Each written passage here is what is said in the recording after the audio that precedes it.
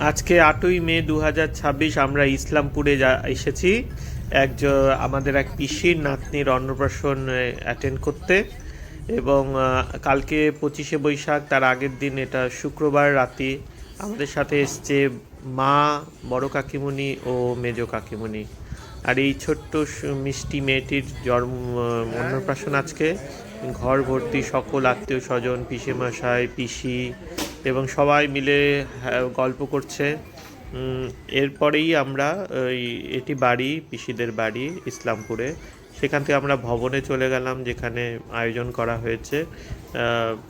এবং সন্ধেবেলার দুপুরবেলায় সমস্ত রীতি রেওয়াজ হয়ে গিয়েছে। এখন সন্ধেবেলায় সকল আপ্যায়ন, অতিথিদের আপ্যায়ন। বাইরে ফুচকা এবং চাটের ব্যবস্থা ছিল এবং দোতলায় খাওয়া দাওয়ার ব্যবস্থা, এবং আমরা খুব এনজয় করলাম। বেশ ভালো লাগলো। সবাই এসেছিল, আমাদের আত্মীয় স্বজন অনেকে এসেছিল, জলপাইগুড়ি থেকে, শিলিগুড়ি থেকে। এবং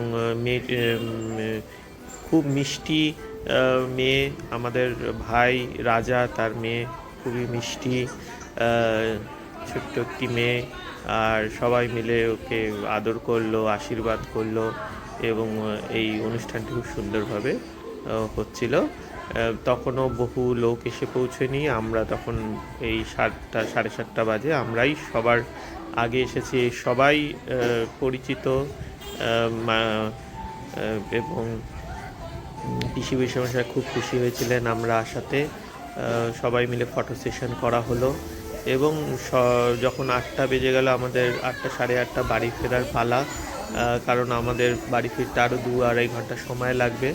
তো আমরা উপরে দোতলায় চলে গেলাম। খাওয়া দাওয়া খুব ভালো ছিল।